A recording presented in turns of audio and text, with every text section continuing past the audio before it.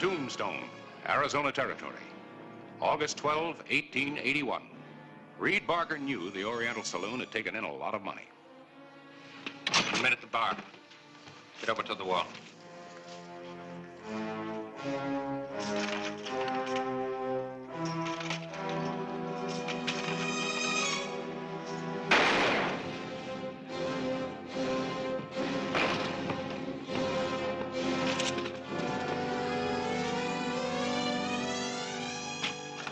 Drop the gun.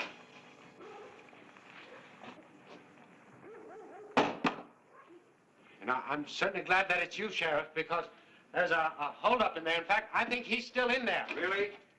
That bag of money you got in your hand makes me think he's right out here. Yes? That's right. Drop it.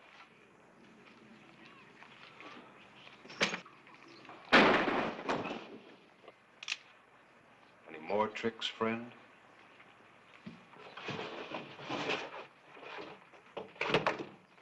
Inside.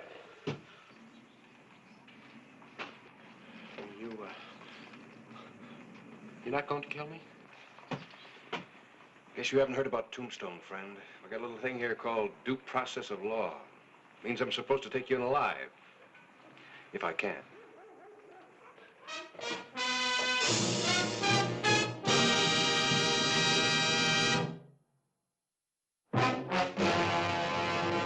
An actual account from the pages of my newspaper, the Tombstone Epitaph. This is the way it happened in the town too tough to die. Tombstone Territory.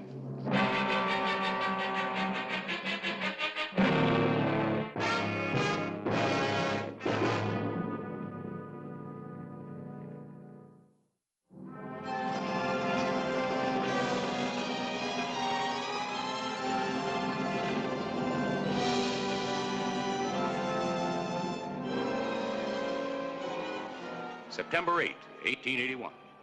Not quite a month later, Reed Barker had been tried and convicted of armed robbery and murder.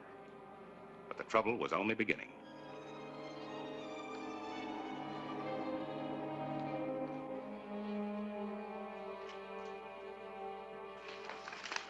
Something I can do for you?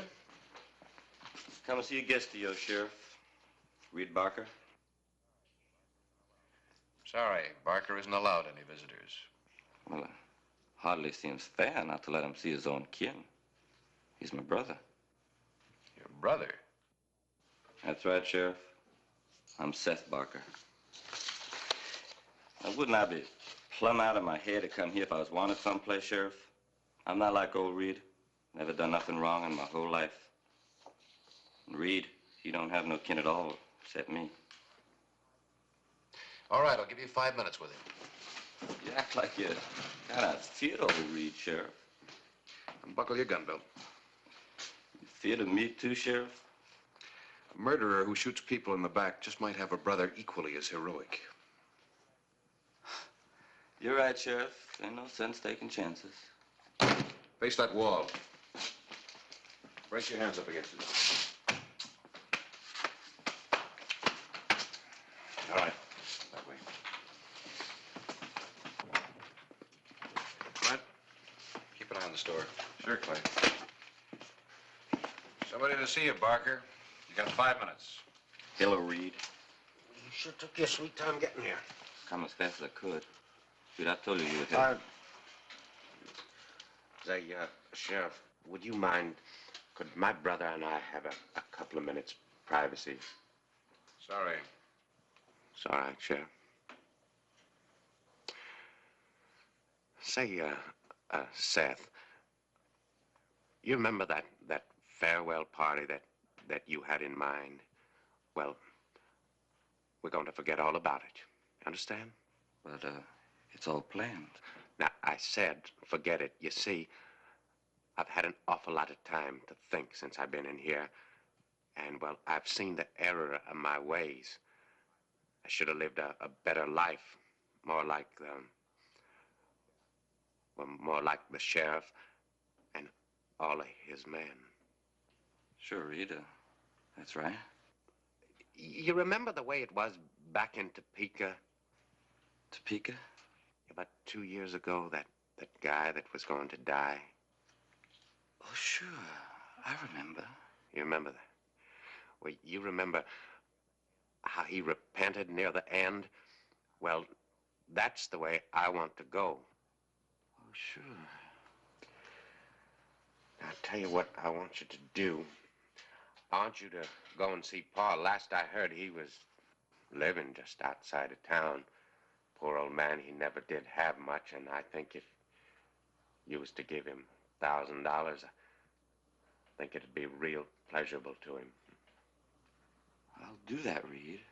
You have my word on it. Good. Time's up.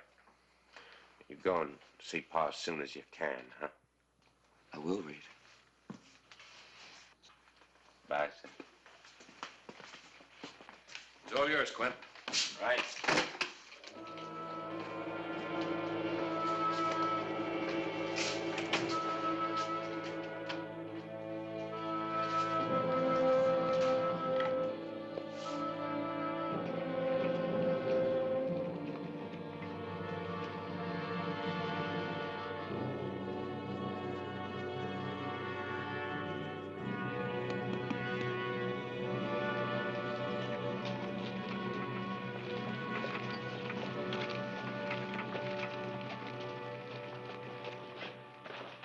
Farewell party, forget it.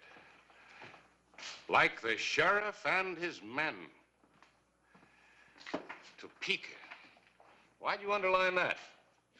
Topeka 2 years ago. It meant something, some kind of a plan. That part about forgetting the farewell party, I'm sure that has something to do with trying to break Reed out of jail. But he's not going to do that now.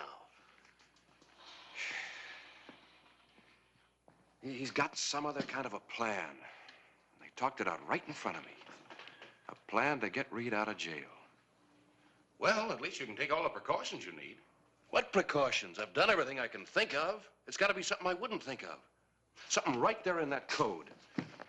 Like Reed telling Seth to give his pa $1,000. Well, maybe he meant it. He stole over $20,000 that hasn't been found. Yeah, but according to Seth, Reed has no other family. Just him. I wish I had the Topeka files of 2 years ago. They might help. I'll tell you what. I'll write for him. No, that might be too late.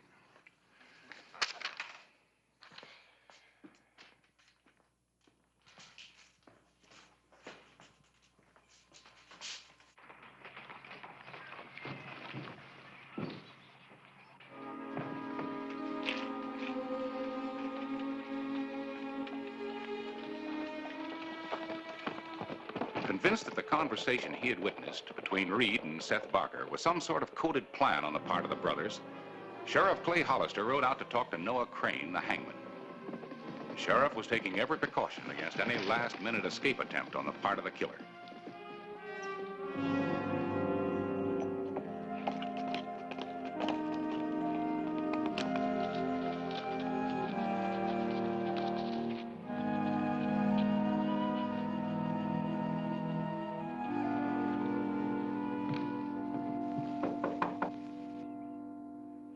One hanging's just like any other. Now, why all the fuss, huh? You just conduct the hanging, Noah. Let me take care of the arrangements. What are the arrangements? I'll let you know when the time comes. You know, it must be true what people have been saying all over town. What's that? That you're scared someone's gonna come in and take that boy away from you? Nobody's gonna take the boy, Noah. You just buy yourself that new rope. You'll be using it.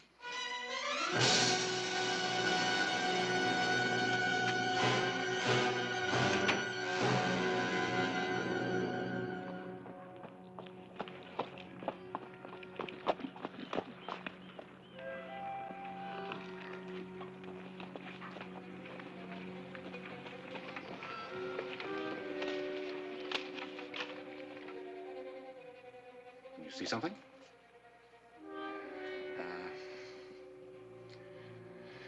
Just a couple of hours to go. If somebody's gonna grab Barker, it'll have to be soon. Has he given you any hint that he's expecting help? No, not in so many words. Just doesn't act like a man who knows he's gonna die.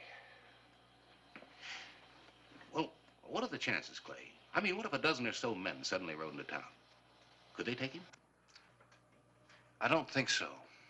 First place, they couldn't surprise us. I've got men hidden out there. No, it's not that I'm worried about.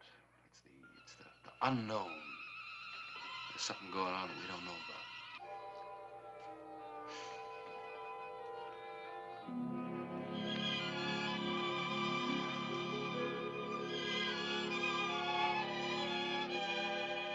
Hey, what's going on? Dawn, Reed. Time to go. Dawn. It's going to be much of an audience, is there? It's the idea. Won't be anybody there but the necessary witnesses and the guards. Yeah? What kind of a day is it? Nice day for a hanging? Is there such a thing? Hey, get your hands off of me. Now, you listen to me, Sheriff. You're looking at one man who is not afraid to die.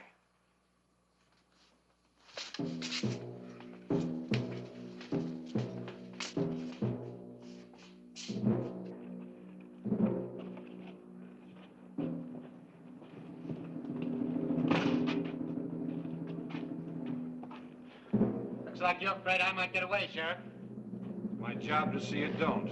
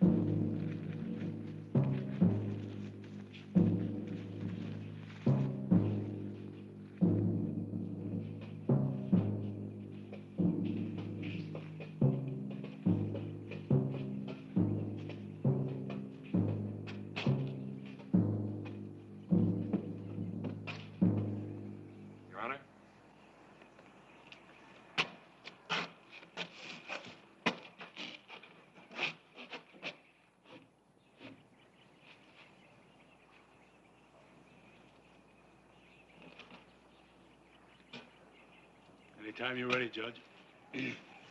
Reed Barker, by legal order of a duly appointed court of law. All right, now, isn't it enough? I had to listen to that stuff once. Now, let's get it over with. Do you want to say anything before this sentence is carried out? No. You want a blindfold? No.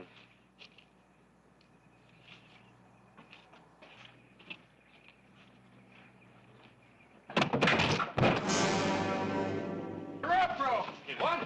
Oh. That's right. It broke. Now, get me loose. You're gonna have to go back to jail till we get a ruling on this. Well, you can't hang me twice. That's the law, isn't it, Judge? If it was an act of God. What if it wasn't? What if it was a deliberate accident? If you can prove criminal conspiracy, then I'll reschedule the execution. Now, just a minute. What do you mean, prove? Now, the rope broke, so I'm free. Now, what have you got to prove? We'll see.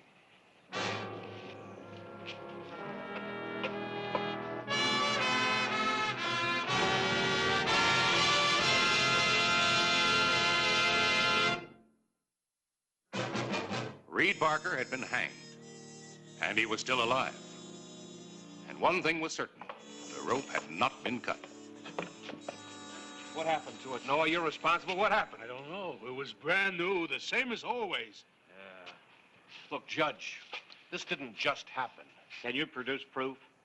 Well, give me some time.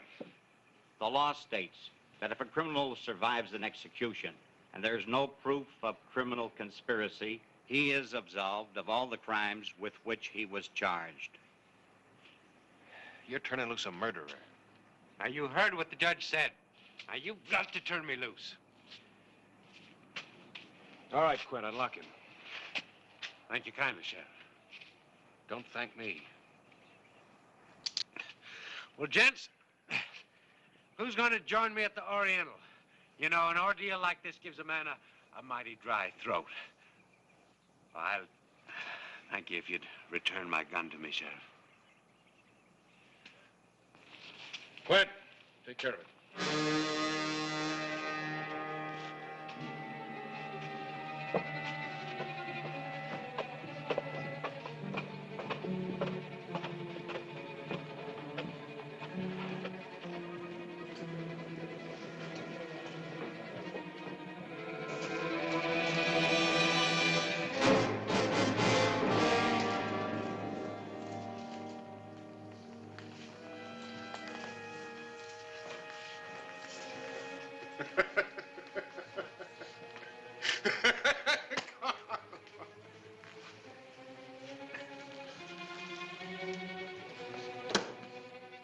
Looks like he's a mite scared, Reed. You're like he just saw a ghost. A drinks, you. Yes.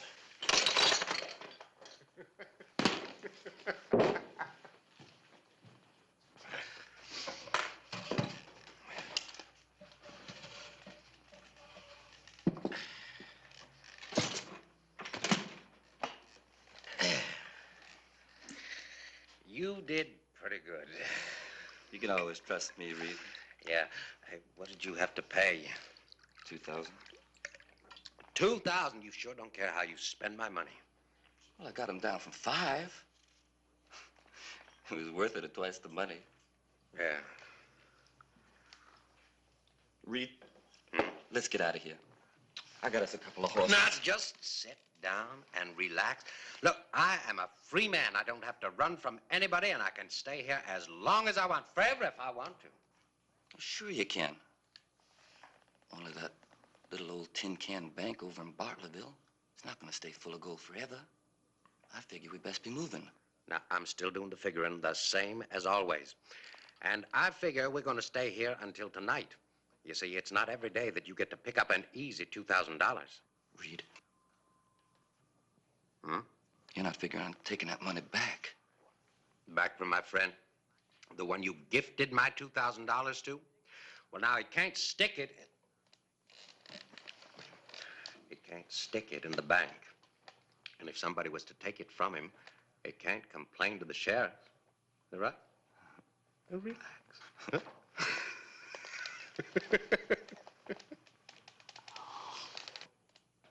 It had to be a trick.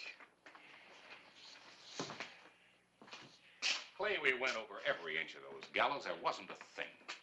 Noah's been the hangman for years. We know he bought the rope brand new, same as always. I know. So we're right back where we started from.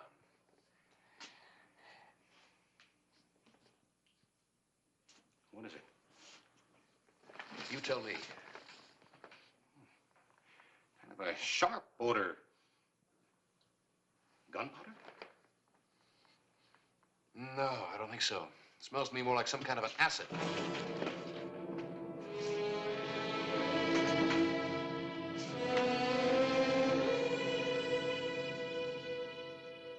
That's what it is, all right. Hydrochloric acid. Well, how would you apply it to the rope, Doc? Just dip it in?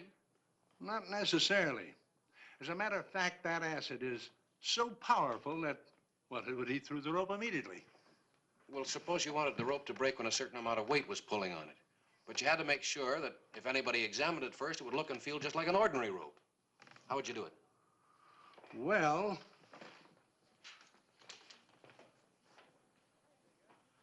I think I'd use a medicine dropper.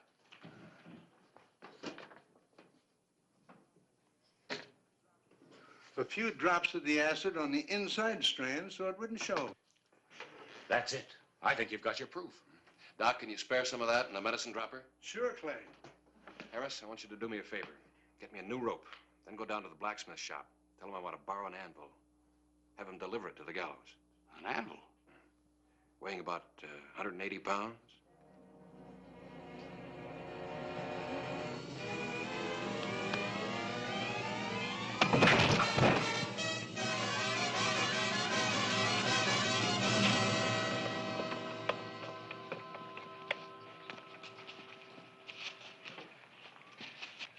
Afraid exactly like the first one. But who?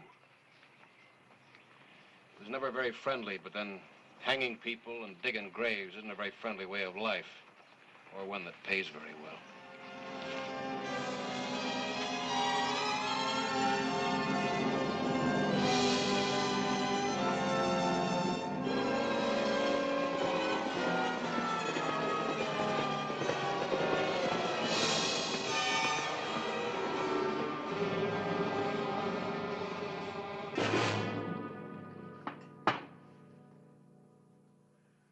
You ain't got no right to accuse me of anything, Sheriff.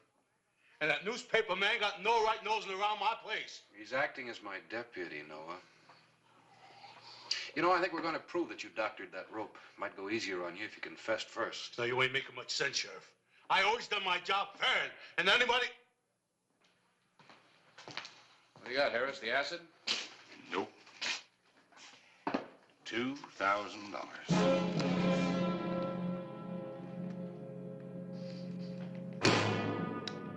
Yes, sir, $2,000. That's what we're going to pick us up tonight. Anytime you say, Reed. Well, I say right now. Any objections? Oh, no, sir, Mr. Barker. No objections. No, sir, Mr. Barker. Let me tell you something, Mr. Bartender. This here's the town that tried to hang me, only they couldn't. Not Reed Barker, because he's the only man that's tougher than Tombstone. Oh, that's right, Mr. Barker. That's right, Mr. Barker. You know that's right, Mr. Barker. And I want you to give that sheriff of yours a message. You tell him that Reed Barker's not finished with him. Reed! They got the hangman.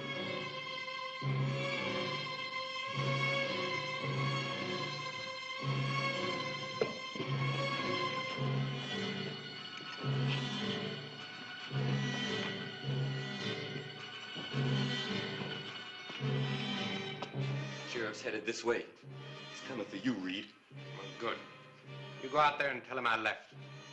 I go around the back way and get him while he's talking to you. Go on.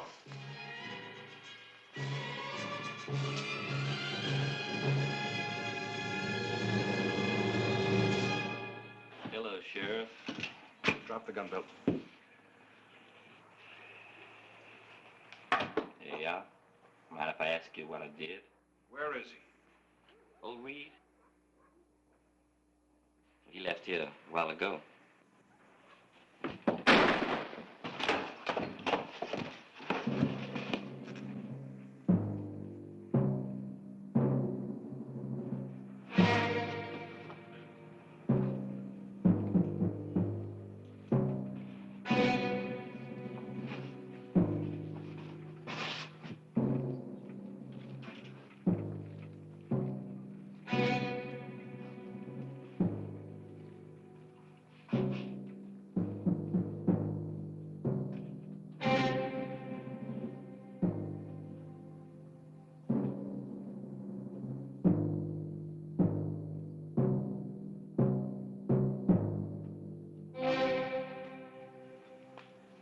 Come on out, Barker.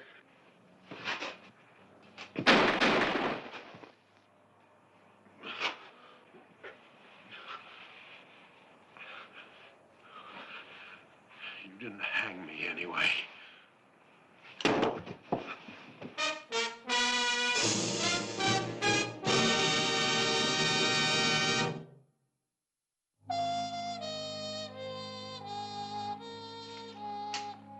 Clay? Oh. These just came. Those Topeka papers from 2 years ago. A little late. But look here. It explains what Reed was talking about. Yeah. A condemned killer bribed a hangman to have the rope break. Mm-hmm. Well, aren't you interested? Yeah, I'm interested. Just playing around with his code. Paul, of course, meant Noah. And $1,000 was the amount of bribe that Reed thought Seth should offer. So, what happened to your Topeka killer? Well, he got away with it for a while. They discovered the plot when the hangman started throwing money around. I guess Reed would have gotten away with it, too, if he hadn't stayed here. Instead, he killed his brother. And got killed. Yeah. One time he told the truth. How do you mean? He said he wouldn't hang. He didn't.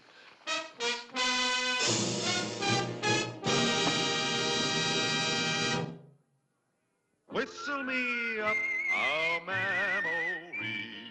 Whistle me back where I wanna be. Whistle a tune that'll carry me to Tombstone territory. If your past has run afoul of the law, it's a handy place to be. 'Cause your future's just as good as your draw in Tombstone territory. Whistle me up a memory. Whistle me back where I want